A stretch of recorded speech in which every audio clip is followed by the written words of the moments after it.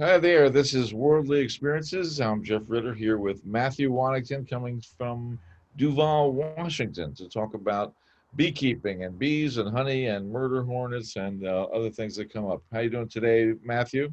Doing very good. Thank you, Jeffrey. Watch out, there's a bee behind you, so I don't want to surprise you, but are they always doing that? They're always running around the hives right there? Yeah, it's pretty common when the weather's good. Yeah, absolutely. Yeah, yeah. Some are stronger than others. Yeah, that's real common. Yeah, it would be normal.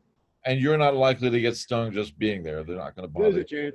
I think when you have, if I were to bound on them or pinch one or get one coming on me, but Yeah. not normally. Yeah, not Yeah. normally. Yeah, that's amazing. So those are hives. Those are actual hives right there. That's the boxes the hives are in. Yeah, these are the box the hives are in. This is This is kind of shorter than because I've taken the honey off already on these ones. So these are this is for the winter now. It's already September, Okay. so that's how that works. So this is there might be twice as high or three times as high in the summer when you're getting honey. Now those look like some old filing drawers. Did you They aren't, but yes, they do.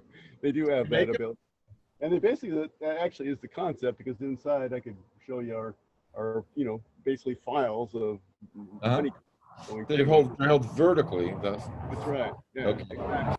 Yeah. Can you show us that, or they? Yeah, but maybe I'd have to. I could pop it open, but I'd have to get set You up got a to little put on bit. your gear before you do that. Okay, you don't want Yeah, to go. yeah. I'd be We don't glad want to. you, we don't want you to get stung. We really don't want to even see you get stung. That would be really Oh, bad. it's on the internet. So tell us more about it. You've been doing this for how long? And oh, they're Yeah, flying in front of the camera. I like that. yeah, they're everywhere. It's kind of a nice day, unusual for Seattle right now, in this time of year because when it's sunny, they go out, or when it starts to be sunny, they go out as best they can, and so Okay. yeah, it's a good day for it. But I've been doing it about 25 years. Not Mhm. my, and like I was telling you before, not my job, but it's almost a full time job in a sense. Certainly a second job. Takes a lot of time, and you start off when you're a beginner with a couple hives or something like that. Then that's what I did, and then eventually, if you like it, or you have room and space, you buy more and make more and do whatever, and you end up with a Mhm. lot. So that's or you can, and it's kind of a trying to figure out what that number is, right? How many hives work for you? That's kind of a issue. But I'm on a roof right now in my house, and I have 7 or 8 hives here, but I probably have 40 hives in the valley I live in. So you have different apiaries you can go to, or if you like, or you could just have one or two. One or two is always best if you want to be a beekeeper, because you can compare things. If you got a hive, if you got this hive and something's going wrong, but you don't know if it's normal, you can compare it with the other hive and kind of compare things. Mhm. So yeah, but I've been doing it that long, and this kind of, and then I think it's like a lot of human activities where you learn, you think, oh, this is easy. It's like riding a bike or something like that. I've learned it, now I'm good. And then you think about the second year, you think you know everything. And then third year, you realize you don't really know as much as you thought. And then it's just kind of a slope from there of not knowing it. Yeah. Because you're constantly surprised that something so simple as a bee or an insect can have so many levels and interest. So a little bit of it might not, like I wasn't really born with it or felt like when I started that oh my God, this is what I always wanted to be. Yeah. Some people are, but it's one of those things you kind of learn, and you start getting more interested and more fascinated, and then you all of a sudden realize there's a whole history behind it and all the people that have been written about it, and then every single beekeeper you meet and everybody who writes about it has a different opinion, a different way of doing things. So it's kind of an infinite. I think like a lot of human activities, it's kind of got an infinite interest once you start delving it into. Yeah. It's And really an ancient thing. It's been around for a it very long time. really is, yeah, and it hasn't changed a lot. The way we keep these now in these boxes, that's a new thing from the 19th century. Yeah. Before they didn't do that, but yeah, it's got a real historical interest too, to particularly, yeah, like church. I mean, honey and wax have been instrumental in the development of all sorts of civilizations. So yeah, really So you interesting. make honey, I basically. do. Yeah, I mean, yeah, well, yeah. So that's all I would. So some people just keep bees just to keep bees and don't really worry about the honey. All right. Yeah. Eventually, we're like, I don't know, it's kind of interesting. And then eventually you learn to get honey, and it's like, oh, and then you can feel like you can sell it. It's like, oh, I could sell it too, really. Yeah. So I'll show you a jar. Here's like a typical jar of honey that I would make. That's where the street I live, Second Stella. So that's a pint, and you sell that in a store, and people. I just got phone calls from it just minute, before I got online here about, are Yeah. you still honey? And so because it tastes so good. So Mhm. and I can't account for that. There's nothing I do about it. It's just the honey I get tastes good. But that's a lot of people that do their own honey. I think it's opposed to. I suppose it's like gardening. You know, your own tomatoes taste so good and that kind of thing when they're not processed. Mhm. But yeah, So it's a supplemental income enough to make pays for itself, or you it make a few certainly pays bucks? for itself. Yeah, I mean, I would say, and that's a little bit about that is marketing and how much work you want to do on that end of things and business, Yeah. all that stuff. And that you could definitely explode to be a. But I sell at enterprise. It's just kind of low key in my little town, and no, Mhm. not put on the internet or sell it like that. People No. call me, so pretty low key. But Yeah. you could make a bigger thing of it, and certainly people are professionals will have more hives than 40, but you could, so you could not get that many more and still have probably a pretty good living if you were, I mean, not a good living, but I mean, make a living and then above that. But usually you got to have 100 or more to get Yeah. enough to kind of have an income Okay. stream. It would be tied in with something else. A lot of organic farmers and things like that do it. Well, in the gig economy, when people are trying to figure out what to do and say, well, I'm probably going to have to put together a couple of different jobs to make a living, and Yeah. maybe doing this would be something where you say, hey, the bees do most of the work. I don't know if that's true, but yeah, it seems that they do. Yeah, you are robbing the cradle a little bit when Well, you're you're not making honey yourself. They're making the honey. no, but it's an enormous amount of work to extract it and Yeah. bottle it and do all that No, I stuff. know. Tons of work. Yeah, I understand. But it's quite true. I mean, there's a little guilt there. Like you're really like, Yeah. they don't know you're about to take it all from them.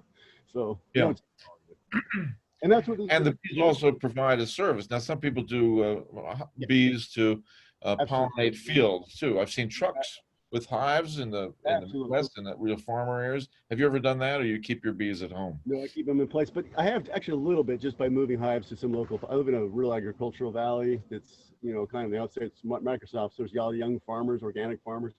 And I'll get calls from them to set up hives for for pollination, but I just do it for Yeah. fun. They're not paying me, but that's definitely a paying. That's one of the primary ways beekeepers, professional ones, make money. A lot Yeah. of the country drives all their hives, hundreds and hundreds, like you said, trucks to California for the almond groves. And that's a big money, and without for a honey beekeeper. So those types of things are that might be more of an income stream for professional honey Could guys. Yeah, it's an industry. It's a big industry. it is really industry. Yeah. But that involves big. And these things are not light. Even this isn't. Yeah, I couldn't pick this one up. I Yeah. mean, you've got to have cranes or it's heavy. Yeah. So and they have thousands. They're not talking about. Yeah. So how many bees would be in those two hives behind you? I would say this hive is fairly moderate. Probably has 30,000, something like that, and it Oh. could have up to 100,000. Uh-huh. I think it gets bigger, something like that. Yeah, yeah. And it's got one queen, and then everybody else is just. Just one queen in the whole thing. Yeah, yeah, yeah. Yeah, I know it's weird. They're not like us. It's like the biology is like inverted. Uh-huh. Well, Like, it's pretty fascinating. And I mean, coming from the 70s, and you and I were teenagers and things like that, and you remember when people were going back to the land in the 60s and much that. things like Yeah, that, and people were thinking about natural foods. Honey was a big part yeah, it of that was. big change of lifestyle, bringing honey into everyday life back from what it used to be, which was the only sugar people had for a long Sure. time, only sweetener they had, and it's become Yeah, part of, it's become mainstream, of course, now, and a huge business in of many, absolutely. many different products. Uh, You're but still, kind of, raising bees still sounds like that kind of thing of yeah. doing something elemental. Yeah, it is very much that way. And I think, I mean, for myself and maybe for you too, even, I went to school together. I'm sure we bought honey from the hippie co-op that we went to, whatever. I had never asked where it came from. I don't think I even knew what a beehive was. I don't know if I had Yeah. seen one at that point. I must have, but it never really interested me. Hmm. So also when that changes over, and I think the culture has changed too. Young people are really, it's just, I mean, young farmers and stuff, they're so much smarter than we ever were. I mean, Definitely. really. And so they really engage in things like this. Yeah. And I think beekeeping has, a little edge to it. It got fashionable for a while there. It's got a little edgy and it's kind of meditative and, has a thing about, which is all true. I mean, it also Mhm. hurts sometimes, but there's definitely, well, for example, COVID times is a perfect hobby. You're by yourself out in a field tending bees, nobody's, Uh-huh. no masks. So, it's it's got its charms in that way too, I think. So, So did you have a mentor or somebody you worked for or learned from? Or you absolutely, I did as a friend, but that is the best way to start. It's difficult to start without at least somebody around you that is just to see how you touch them and hold them and move things around. We're not, you can do it, people do it, but it's really important to have somebody that's experienced, I think. yeah, And even now, I have mentors that've done it, yeah, and everybody's got a little different input. I think it's a real important, and of course, everybody thinks, well, just learn on the internet, and there's 8 bazillion, yeah, videos on how to do this and how to do that, and that may work, but it's also a lot of, as you know, disinformation or information that doesn't apply to your place, and you're watching somebody from, the south treat for some kind of bug that we don't even have here, and so you don't know. hmm So hmm having somebody around is super helpful. Yeah. yeah. I mean, somebody might, it might be one way to learn about it, be look for a beekeeper in your region, say, I'd like to learn about it, be a Oh help. yeah, I get people like all the time who just say, just let me follow you Do around. you really? You get that all the time? Oh yeah, yeah, yeah. I would say like once a week somebody saying, God, I'd love to be a beekeeper. People Uh-huh. stand outside the street and look at little kids, particularly like to look at it, but adults. Yeah. I think partly it's the culture. Somehow, I don't know, it's because of the way the news presented it, like save the world, save the bees, and all that stuff. And Yeah. so it's, you know, a good thing to do that way. I don't know, but there's something that the culture has made it more Uh-huh. acceptable or kind of less wacko. So I Yeah. think that, yeah, I like it. So are the bees threatened? Is there a big problem with bees related to climate change? Yeah. Well, I wouldn't. I think the answer is it affecting them? Of course. Does it have an effect that's positive or negative? Nobody knows. I mean, climate change, being warmer, might help in certain areas for the culture in other ways. But what it's primarily doing, the front bees face primarily, are not what they're like us. They can pretty much adapt temperature-wise and environmental-wise. They're not from here. They're from Central Asia and areas, and so they're not really adapted to any place. But like us, they can adapt because unlike every other insect, I think they're the only ones. They aren't warm-blooded, but they regulate their own temperature, right? So yellow jackets, every other bug except the ants and stuff, they go dormant in the winter. Honeybees don't do that. So Yeah. that sort of allows them to live in the middle of North Dakota at 30 degrees below zero through the winter and survive, or live in real hot places. Yeah. That's not the problem that we're facing in terms of global warming. Global warming changes because diseases are more easily transmitted.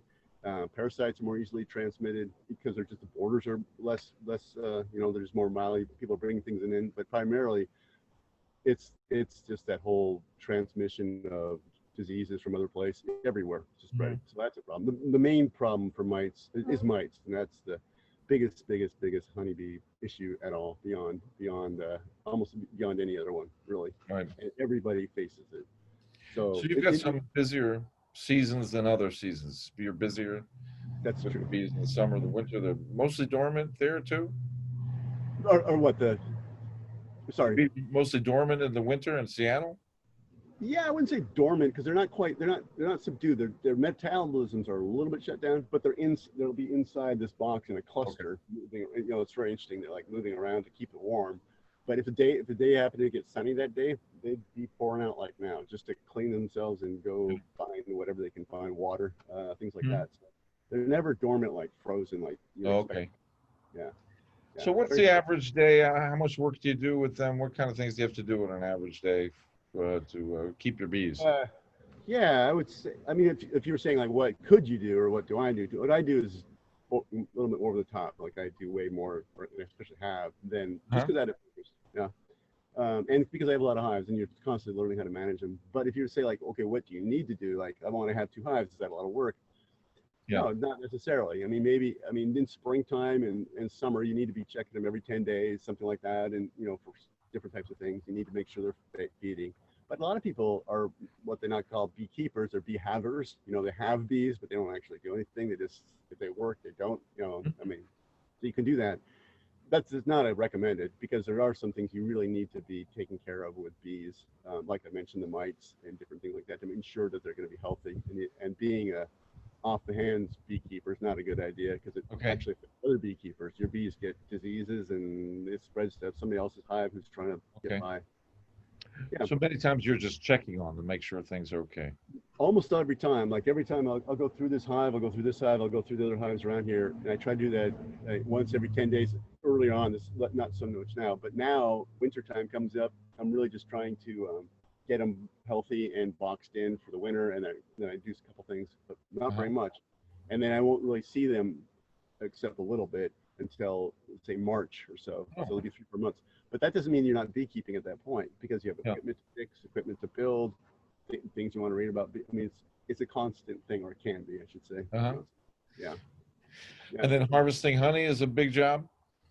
It's not a, it's a big job for me, but you just keep constantly trying to figure out more efficient ways of doing it. So then it becomes a smaller and smaller job. But then of course you're making more honey, so you think, well, let's just make more hives, and then it becomes a bigger and bigger job. So it's kind of a, Yeah. you know, it's a pretty big job. For 1 or 2 hives, it's not a big job at all. But once you get more, then you're going to want to extract. You know, like if you get 20 hives, you're going to want to find somebody with an extractor that's a machine that spins the honey out, and a couple things like that. But it's not it's not that it's fun. What does it entail to get the honey out of a hive? We have no idea. Yeah, right. Basically, yeah, it's not very hard, but basically the honeys usually start up above, and this is where the babies and all the larvae in the hive is. So you might have multiple boxes on like this. It's called super, and you take the bees out of it by either brushing them out or you use a device that does one way and they go out. So you clean that hive, that box, that bee, so they're all below, and then Uh-huh. you can just take it off right off. And it's heavy. It's like 50, 60 pounds or something like that. It's full. Uh-huh. You take all those, and those are all individual frames. I should have brought one, but individual frames. Like you've seen a wax, it's just a comb, Yeah. and then you cut that face of that comb Yeah. off because it's all covered in wax. And as soon as you do that, it's just drippy, right? It's just going to drip out. But what you do is you take those frames and you put them in a centrifugal spinner, which was Oh, invented okay. in the 19th century again. And then it's got a motor on it, but some are hand crank. You spin that, and centrifugal force just shoots that honey out to the sidewalls. It drips down, and you do that till it's empty, and it pulls out and put 20 more Okay. in. Yeah, and there's different methods of taking off the wax and stuff, but And the hive is made of wax. The hive is also made of wax. And where the bees are, yeah. yeah. And then what do you do with that part? You put it back.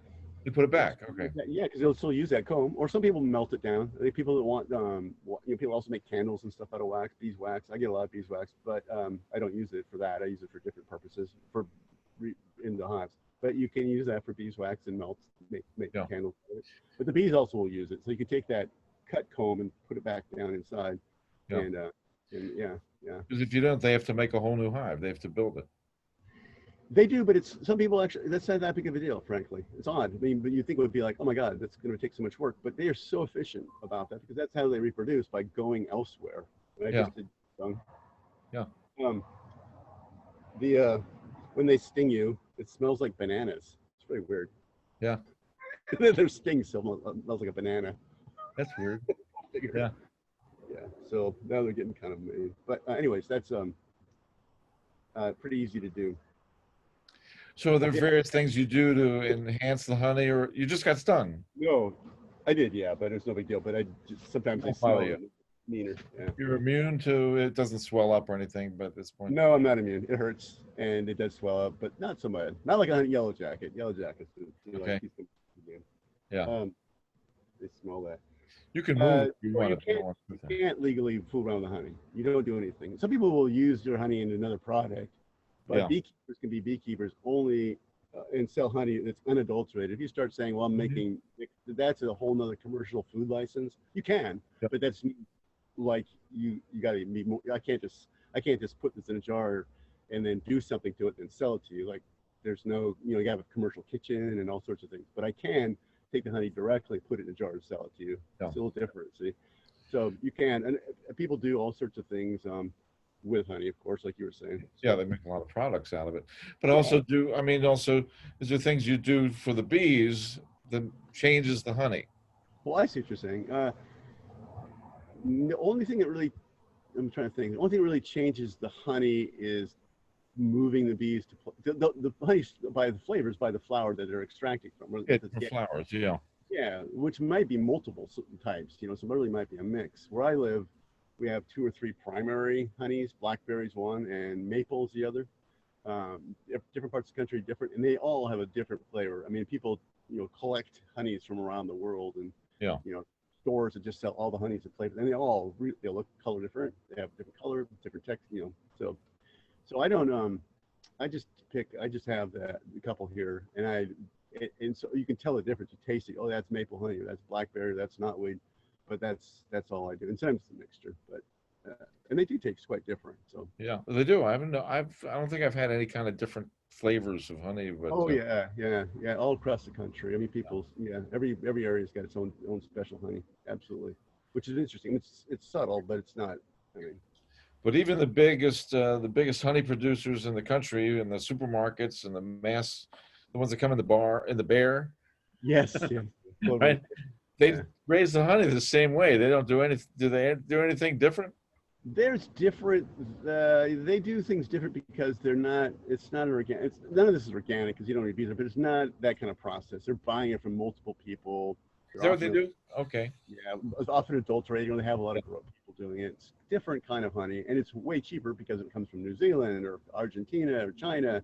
These places that you don't really know, and you can. I mean, I don't buy that stuff, so I don't really know. But people who buy honey from the honey I buy and sell, are buying it because they don't like that honey because it's just not. It's like again like homegrown tomatoes versus tomatoes that are all bought and it's not good. So I don't know what they do, but there's also temperatures that boil stuff and it's just not good. They try it. They're doing it better. Yeah. That's pretty interesting. It's pretty interesting. So but it wouldn't pay to. I mean, it's not possible to make a gigantic place with billions of bees in one location. You almost couldn't do that. It wouldn't work, right? Yeah, well, it would work if you had an enormous amount of forage. Yeah. They got to eat it, and so Yeah. so people, and they like in one apiary that I would have, Yeah. the most I would put is like 10 hives, maybe 10, 20 hives, just because the area they go out, it's going to be kind of denuded and competed. But you can put another one a couple miles away and a couple miles away. But if you're in that area vast, like big farm fields of lavender or something, whatever you like, yeah, it's different. You can have more. Yeah. But I was just trying to figure out, it sort of resists mass production because it's very characteristic. It does in a way, except that if you are somebody who buys a lot of different people's honey, and that's what the honeys you're talking about in the stores are. I don't know a lot. I mean, that's legitimately good business, but and there's never been an artificial honey. That's true, which is kind of weird because how hard can it be? But apparently it's hard, like making artificial wood or something. Like, really, how hard can that be? But making artificial honey, you in a sense could make artificial honey, but if I just took sugar water and fed it to my, CNH sugar and fed it to them, they'd make honey out of it. So you'd have like CNH sugar honey or something. Clear sugar, I don't know. Yeah, that happens sometimes because you do feed. Well, all the ingredients are free, basically. It's really the labor. Both of our labors, mostly theirs. And you don't pay the bees anything for this. You don't. I give them respect. Yeah, cut them a check once a year, royalties. Yeah, they don't last. That's funny, royalties. And they only take like a honeybee will only take in like a quarter teaspoon, they say, of honey in its lifetime. The lifetime is very short in the summer because there's in and out, like these guys going in and out, and they get raggedy, and then they eventually die out in the woods or wherever in the flowers. But a quarter teaspoon is what you figure. It's a pretty tiny amount for one. Now, many times people who do artisanal things like this, where they're custom producing a product and involves a combination of nature and also the marketplace too, but a combination of nature and the ancient history that goes into it. You gain some sort of incredible depth of knowledge, some incredible. Are you getting some mystical connection? You can't tell the bees and hives that everybody else is bereft of because they don't do this. Observations about culture, society, collaboration, cooperation, social structures, hierarchies. People study bees just to know more about hierarchies, right? I mean, there's a lot going on there. Very important, very interesting. I mean, there's some definitely interesting democratic principles they have in a hive that are different Yeah. than ours. Truly, they're eusocial insects, so they're have this like we are, and have this developed this community of themselves that organizes them a certain way, pretty much equal to ours in the sense of having the same amount of evolutionary development, and not so there's things to be learned from them. Yeah, but in terms of like wisdom and stuff, I think some people would. I'm not that kind of person that really gets a lot. I would love to be more wise in some way, but I would say it's a hobby or a profession that people do say it's like meditative in a sense. Like it's like it's seriously.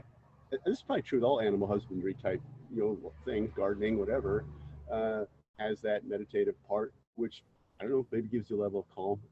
It's also, of course, there's a little bit of a cool factor to it. I've done it for so long it never occurred to me, but because you're dealing with a pretty vicious animal. I mean, an animal that will sting you to death if you abuse it. And so there's that little aspect to it. And so it's always, I think, a little bit for anybody who has a hobby. You go, if your hobby's not to, any peculiar thing. I raise tigers. Like, oh, that's pretty cool, Yeah. and it's pretty cool. Whatever you do, and those kinds of things that are in our society that have those niches, I think, are interesting for anybody to be into. Yeah, it's uncommon. Well, I think anything that people do that's connected to nature, so intrinsically Yeah. connected to nature, and is somewhat contemplative because you can't do other things at the same time. You No, can't it's check quite your true. email while No, moving hives, and no. gives you a perspective on things that other people don't get. I mean, but same thing for painting, maybe it's for you as well, things like that. Of course, a Yeah, lot of no, people it's do true. other things while painting. Yeah, no, you can't do them both at the same time. But that's quite true. I think it's true. I think most beekeepers would say that's true. I mean, they're not just doing it. I mean, Yeah, unless you're a farmer and you need the pollination of your crops or something like that, there really is no great reason you'd be a beekeeper, a hobbyist, and except that it's interesting and you find it fascinating, and that is what happens. I mean, again, I think that'd be true in lots and lots of hobbies. Is true. Doesn't matter, but this is kind of that hobby, but it also has a bigger thing than just being a hobby. It's yeah. not just this. It's actually, like you said, connecting to nature and learning about how things really work. Your expectations of how it work and how the hive are not. I'll just tell you right off the bat, if you don't know anything, they're not like you think they are. It's quite a different society and different way it's organized. And even now, people are figuring out. And honeybees like the most studied animal in the world. I mean, except Yeah. Livestock type animal. It's just like people have been fascinated by Yeah. it and still haven't figured it out, which is pretty remarkable. I mean, a little brain that's like that big, Yeah. we can't Yeah. figure it out. Yeah. But the metaphorical possibilities are so great. Yes, When there are you great look at metaphors. bees, Yeah. you see them. It's like ant farms too. I mean, anytime you see animals or insects working together, cooperative, and they've Yeah. been doing this for such a long time, it's ingrained in them, innate behavior. It makes you think about it. But I do think that it's a big trend now, and I think it's going to continue and probably rise, of young people looking for things to do that have that connection. I mean, Pittsburgh's a big food town, so we have people doing everything from craft beers to Yeah. Same craft idea. pretzels. They'll raise anything that Yeah. comes Yeah. from the earth and say, "Oh, this is really giving me something beyond creating food for people. It's transformation." Right. Right. The one thing you mentioned a second ago too about that is that I was thinking of the things that are kind of surprising in a hive, like your expectations, which are like you say, kind of metaphorical in a way. But one of the surprising things about bees is the kind of inversion of what their society is. 2 hours, and I'll give you an example. And part of it is the anthropomorphizing. We call it a queen in here, right? There's a queen, or they used to think it was a king. It's a king. Somebody's in charge. Our society, you got a king and a queen, and then you get the worker bees, and you get the drones, and it's like this triangle. Well, that isn't how it works at all. In fact, the way the hive works, in one way, is that the baby bees, the first born ones, the ones that are a couple weeks old, pretty much determine what the hive does. Those are the ones. So you have this inversion culture where the youngest, like if our 4-year-olds and 5-year-olds were in charge of everything, and we just did what they told us, which is what happens. It happens chemically through pheromones, but they're the ones telling the queen, okay, you need to move over here, or we're going to swarm, or we're going to do this or this. bees that are a couple weeks old, not bees that are like aged and wise, come and say, well, you know what we did when we were kids. No, those ones are going out and working and dying, and they're done. So it's an inverted thing, and it isn't like when we think of queens and stuff, it's really not like that at all. It's not like she's going, okay, time for us to, like she's got a brain in her that she's saying, I think we should, split up and I'll go off here and you guys go there. It's completely different. So pretty interesting. That's a constant reminder of how things are not like just built like us. That's renewal and I don't know about innovation, but renewal comes from the young. It's true. And here's another thing that they do, which is really cool, which we should think about, is that a honeybee lays an egg, right? It becomes a larva. And then when it becomes a teenager, which you might call a larva in a sense, they they keep it in its cell and they put a lid on it. Yeah. And then they and then they hang out on top of it. And when that thing emerges as an adult, it pops this thing out and comes out. So all the entire teenage years are underneath the box. Yeah, they isolate them for that. We don't want to see you. You could do that with teenagers too. It's pretty much high school is. Very few adults even want to be near it. High teenagers, even my kids, I really don't want to be around them much when they're teenagers. Let them do you that. You asked me earlier too about the problems about, and we talked about this a little bit. Where we live, and you've seen on the giant hornet I was mentioning, you were talking about, and I think you saw that in the news. So it's Asian giant hornet, and where I live is probably 100 miles or so from where they've come into this country, which is Vancouver, Canada. And so Vancouver, don't know, is right on the border of the United States, and you're like looking at each other, and that's where that hornet came through. And the way that animal works, it's gigantic, and I'll show you. I have one here. That way that animal works is that it needs about now. This is the time, September and October. It needs to get a lot of protein. It's very big, and it will attack beehives. And so it'll go in and destroy a hive, and then take all that protein out, ship it back to its hive, and make more colonies. And if that animal gets away, like we can't control it in this year or the next year after, it's pretty bad, really bad for the Northwest.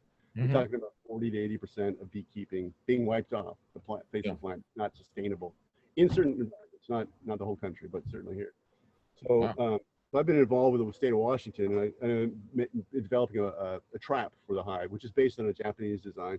And maybe last week they came in and I made a bunch of traps for them, and they shipped them up to Vancouver area to put on hives up there. So it's kind of my thing. But to pay me, they paid me an Asian That's giant. What they look like. Oh my, they're big. Yeah, this is huge. I mean, here's my finger. This is gigantic. They are really big. That's a queen. So those can sting people too. Those are stinging people. Oh yeah. They're not aggressive in the sense, but they're like a yellow jacket would be, defensive if they need to be, or attacking, but not, they won't go out of their way to get you. But if they do, if you walked into a hive or you were a beekeeper and you came upon a hive that was being attacked, they see that as their own hive and they will attack you.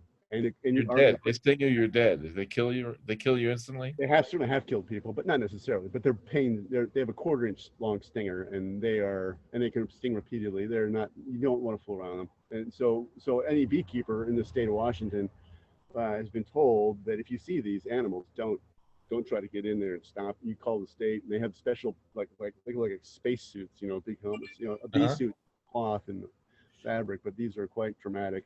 And they descend upon them. They've only found, I think they found 6 in August or so. So really hard to find them. Anyways, it's been pretty fascinating. I'll show you the trap. You want to see that real quickly? This is a prototype. So, because I took the other ones, but this is what a honey hornet trap would look like. So that hornet I just showed you. Hornet trap. Okay. Yeah. So this goes right on the front of a hive. Like, I don't know if I can show you this or not, but it goes on the front of a hive like that. I don't know if you're seeing there, but so imagine that the bees then are coming out from underneath it, right? They'll be coming out like this. Eventually, they get used to it. But a hornet comes along, and she's searching to get into that hive, but she can't get in except for going down here, right? So she loops down here, and her defensive mechanism is that when she gets attacked by honeybees, she kind of probes. Have you ever seen a yellow jacket probe? It kind of and if something comes at it, it goes whoop, backs out. But she'll back out backwards up into this cage and into these holes and into this trap, which have these one-way kind of one-way traps on them that Yeah.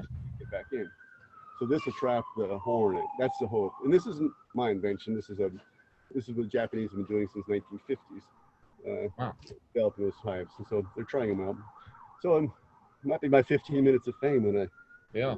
I mean, many people said on top of the wildfires and the pandemic and the political strife that the murder hornet was one too many storylines. It was probably Today, nobody would actually believe it if it was in a movie. You can't add that, but the yeah. script Well, writer- and the New York Times did a service and a disservice by calling it that because that's not the name of the hornet. Never has been. Yeah. The Japanese might have called it in a sensational way that way, but not Yeah. nobody ever. That's the Asian giant hornet. But first I thought, well, that's bullshit. You know, it's calling it the Asian giant murder hornet. Just made it up in the New York Times. What? I Mhm. can't believe that. But then what that did, oddly, is heighten people's awareness of looking for it here. Like it's not so people in North Carolina are like, oh my God, we're getting an Asian giant hornet or the murder hornet, and everybody's freaking out. And but the only place it happens is in Blaine, 100 miles here, a 10-mile diameter circle, nowhere else, and a couple in Nanaimo. But what it made people, tourists, and just people living around there do when they're on their walks is like they didn't see a big bug, go, oh, wonder what that is. They already had in their brain, oh my God, that's a murder hornet. So they, would call the state, and so Yeah. actually that disservice turned out to be a service in the sense of heightening public awareness, just by, like you said, putting it more in the headline. Mhm. Otherwise, probably would not have really found them like the way they did. Turned out to be a blessing in disguise that they're finding. Wow. Whether or not they stop them, we don't have any idea. This month will tell a lot. Wow. Let's Yeah. go back a little bit to some of the other things you do and how you put all this together. You put this together with, you've been a carpenter, a builder yourself, right? Yeah. And then you got an architecture degree. Is that a license too? Architecture Yeah, I'm license? licensed architect. That's my job. Yeah. And how did you put all this together? It sounds like a long process, or were you born to do all these things? Oh, well, partially born. The beekeeping, like I said, I have no idea. That came. I was always a little boy scientist, out in the woods with magnifying glass and field guides and stuff. So that's probably fits into that, or whatever it was. And then I kind of grew up in a building family. Dad built houses, and they were into architects. He was a math teacher, but he also built houses in the summers. So I learned all that trade. And then out of school, I went to school to be an architect, but also went to be a painter. Because remember, that was my main thing. I wanted to be a painter. But you're not pretty tough living unless you live in the middle of New Well, York if you City. build houses, you got to paint them too. So That's true. You got to paint, but I didn't mean that kind of painter. not that kind of painter. No, I meant The other painter. kind of painter. I was Oh, painter. okay. So I do, which I still do. So I have a big studio and paint landscape figures. But the architecture is kind of the meat and potatoes. So I'm not a great I'm a residential architect, houses, and I've worked for some really great firms, and have done it. Have built houses or been architect all my life since I was 25 or earlier. So that's all I've done. So I started as a carpenter. I started as a student, as an architect student, but then most people go on to architectural firms from there and get their grad degree. I didn't even get a grad degree, which I wish I had, but I didn't. But I went and became a carpenter. I lived out in the outback here, learned the trade, carpentry, and came back and built houses in this area, in this valley. And then eventually thought, well, I should finish out my degree. So I don't think I was 35 or 40 before I got my license as an architect. And a lot of young people starting out might get their licenses right out of school, within a year or two. Got to have a little apprenticeship, but you go to grad school, and then a year later you take the exams and you become an architect. And being a residential architect is kind of, you don't need to be an architect. A 2-year-old can design a house legally. I mean, anybody can design a house and do it. So the architectural licensing part is more like, for me, not for other architects, because if you're building an office tower, you need to be an architect who knows a lot. But to build a house, you don't need to know so much. You need to, you forget how much you know or you do it a long time. But it's a little bit like having the stamp and all that stuff. It's like having the cowardly lion with his, I don't really need it, but it makes me feel good, like I'm a legitimate person. So I like it. But obviously, if I was going to choose a career in architecture, I'd be living in a city probably and working for some hot firm, trying to work for good firms. That's really the ticket. But I don't. So I kind of pick my own path, and I live in a small town and work for a lot of architects in the city. It's 30 miles away from where I live. And because of the computer and all the things like we're doing now and the Zoom and stuff like that, it really is viable. I could probably do what I do now and live in Southeast Asia somewhere and still be doing houses in the town I live in, because it's the internet's so connected to all those things. Builders, building departments, owners, engineers, everybody is all connected that way. You could probably literally never see anybody and be an architect. Not that you'd want to. Well, how long does it take in school? Can you get just a 5-year degree, I think, as an architect? Is that correct? It kind of, there's a couple different routes of doing that. It depends on the state you're in.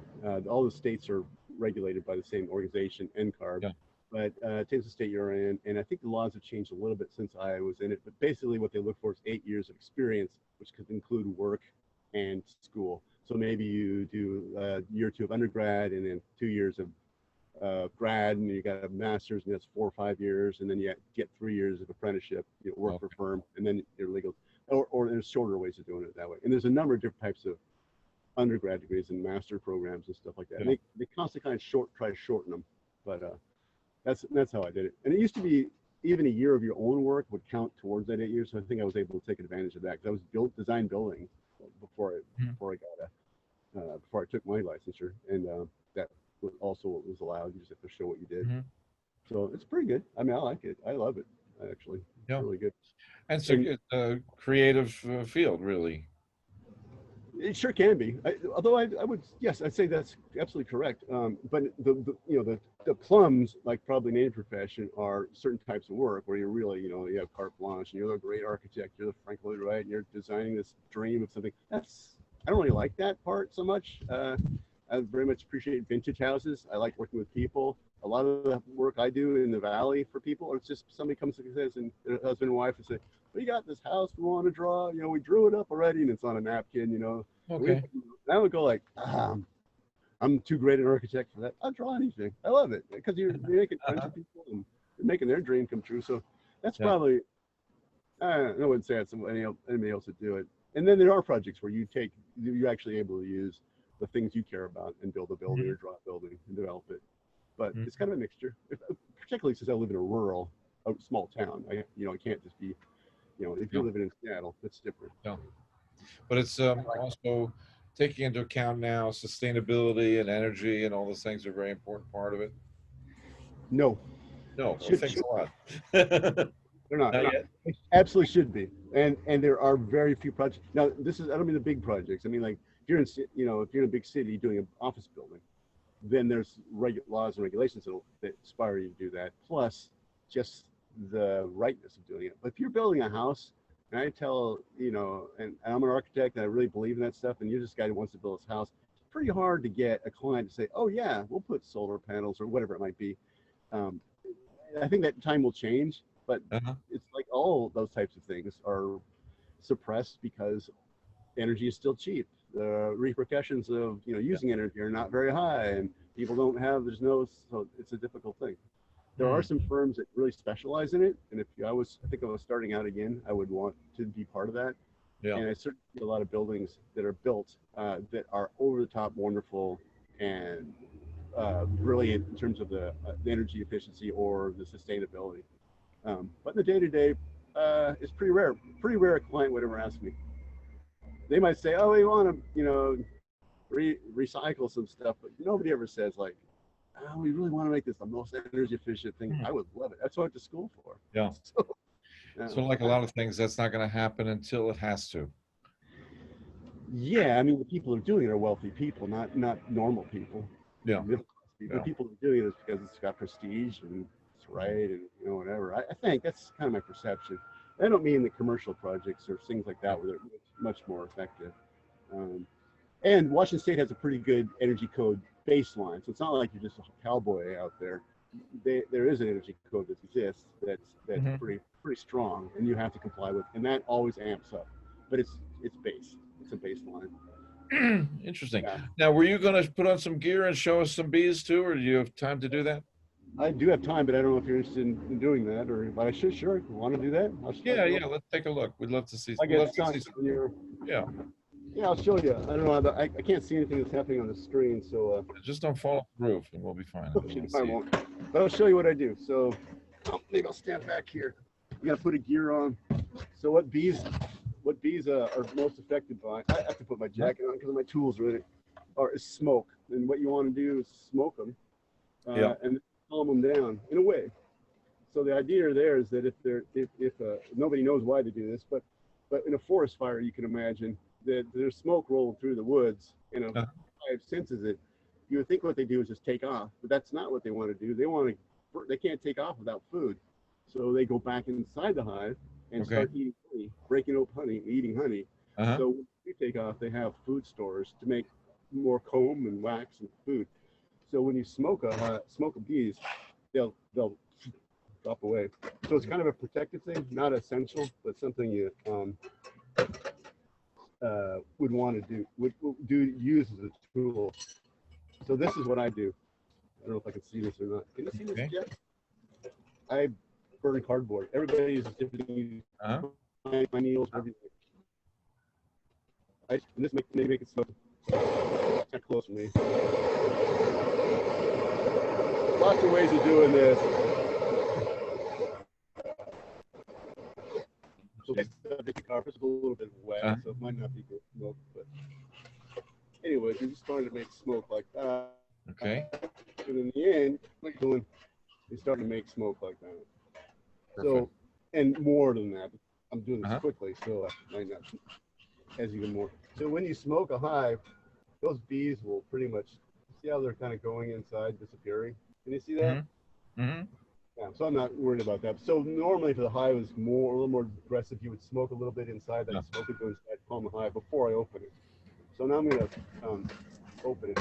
But basically the only tool the beekeeper needs besides the protective gear is a smoker and what they call a hive tool, which looks like, there's lots of different kinds, but this is a hive tool. Uh-huh. So let me set this up. All right. This is my hive tool. I keep everything strung on me. As long as I can't see anything I'm doing in terms of that, so if I'm not showing you, let me know. Then I'll pop this top open. Probably don't need to wear my gear, but getting stung on Zoom is probably not the best thing. So this is a hood and a helmet and all that stuff. I like a helmet. That's great. So underneath the lid is another top, which I will open up as an inner cover. So I pop that on, put a little smoke in there, and then I'll pop this lid off this. They glue everything together with propolis, so you have to constantly break it apart slowly. So this hive is not super strong, but I'll pull out a frame of here. See what I mean.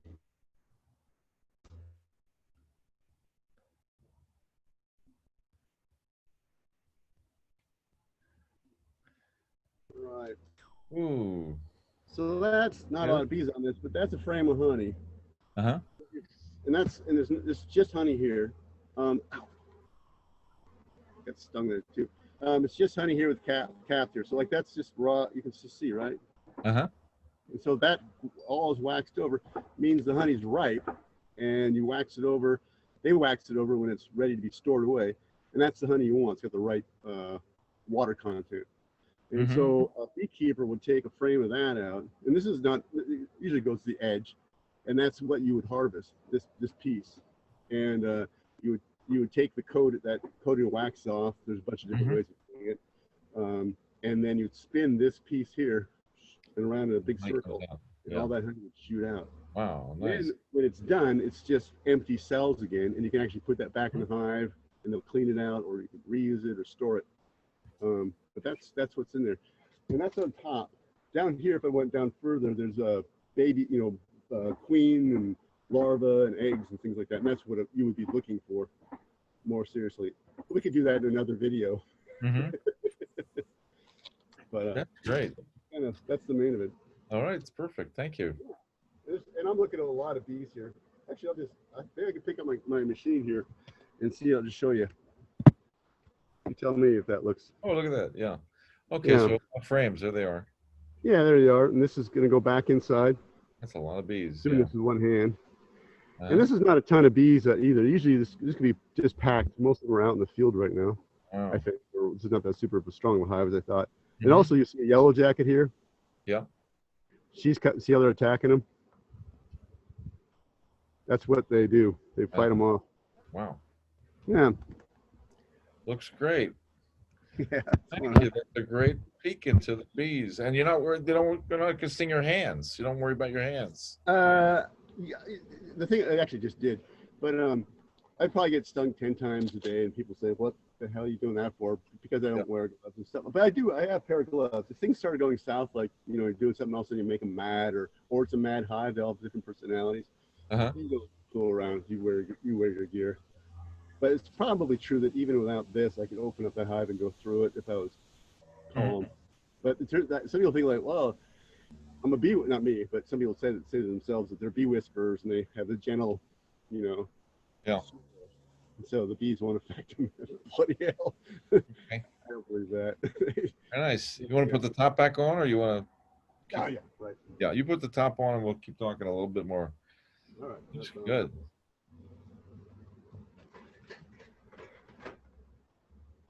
And that's the rain for the rain protection. Yeah. And That's so the smoke calmed them down, yeah. because otherwise they really might go after you. They would. They can't. They could. And I don't think they would there, but they would. It's just one. It's more like insurance. So if the hive, and some hives, the thing is with the hives, sometimes it's nicer to have an aggressive hive than not. People think because they're more aggressive about actually getting honey. So the bees that are Africanized bees, the ones that are coming from the south, are very aggressive. But you don't want to be around those. So generally, if you're raising bees, raising queens, which I do, Mhm. trying to raise gentler animals. So it's kind of trade-off. You want them to in a neighborhood. You don't want really mean bees where somebody's going to get hurt. So, but it's a genetic thing. You could definitely raise bees that are a lot meaner if you wanted to, No. and they naturally kind of do that on their own. If you leave them alone, they just start raising, get meaner. Mhm. So quite a combination of things you're doing. You're painting. Tell us a little bit about painting. How much of your day do you do? Do you do every day? I'm not actually not. Yes, normally, but not. And particularly this time of year, I like to. I mean, I'm a landscape painter primarily. And I used to figure painting just to be a better landscape painter, and that a website and all the things that people look at. But I would say that's a week. It's kind of a hobby thing again, like maybe a day a week or something like that would be doing something like that. Would love to do it more. I mean, that's what I would do forever, but it's just a matter of partially because of the architecture. I don't know if it's true in Pittsburgh, elsewhere, but I was talking to you about this before. It's so busy right now. People, despite this weird economy and the weird insurity of things, you would expect everybody like, well, you're not gonna build that now this year. We're gonna hold off and wait till things settle out. It's not how it works. It's like people are not so building, especially here. They have enough And carpenters and people working to do all the work? No, they won't. Everybody's short. Yeah. I can't complete the work. People are booked out. Yeah. I think partially of our economy here is different, maybe elsewhere. You have economies that are, you have companies like Amazon, which is making tons of money, and many people work for Amazon or Microsoft, and those are big deals. So they're less susceptible to this particular type of economy. Yeah, it has to do with your region. Your region's got a lot of people there. So. Yeah. Because I don't think it's the same around the country. In No. terms of a boom of architecture and building. No, I don't. I was surprised, but I didn't expect. I would expect. When COVID came, I thought, oh God, how's this going to pan out? And I'm sure it's still got patience, and people are probably still reacting with some level of confidence that they shouldn't be in terms of building.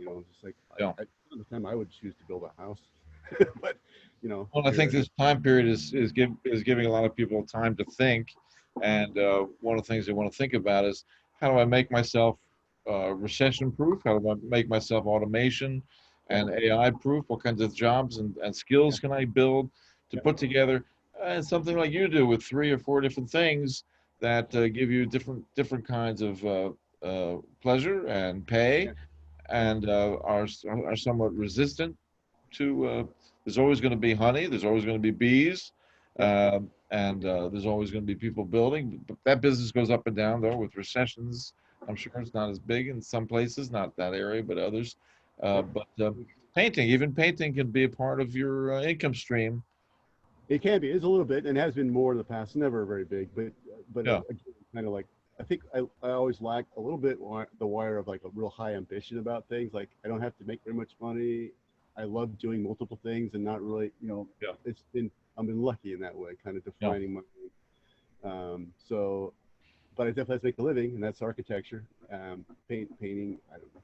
That's fine. But I also do. I mean, also live in a small town, so for 15 years I was a firefighter here, and before that I was a carpenter, and before that, there are lots of things just constantly, not because I had to, just because that's the experience you get to have partially by being in a small town. You couldn't do that in Yeah. Seattle. I lived there forever too. But And you were into forest fires too, right? yeah, I did that for a while. Yeah, worked for the BLM, but just a short time as young, my 20s. You're not doing that now. No, I would die. No, I compare. Yeah, no. It's a young person's thing, really.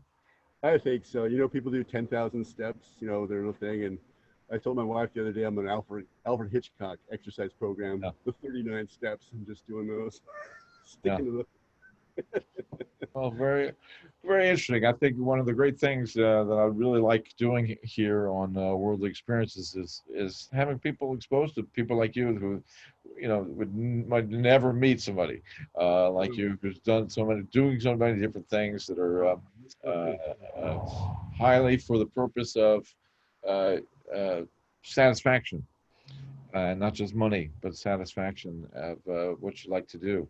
I think that's very true. I mean, that's for me. I know it's true, and I've also, but also it's a little bit of the mentoring you talked about, like people that I've mentored kind of with or appreciate. I've also had that similar thing, so Yeah. that's always the attraction to me. Yeah, yeah, that's just pluses for sure. Yeah, Well, it's great service for us. I appreciate it, Matthew. yeah, of Thank course. you so much.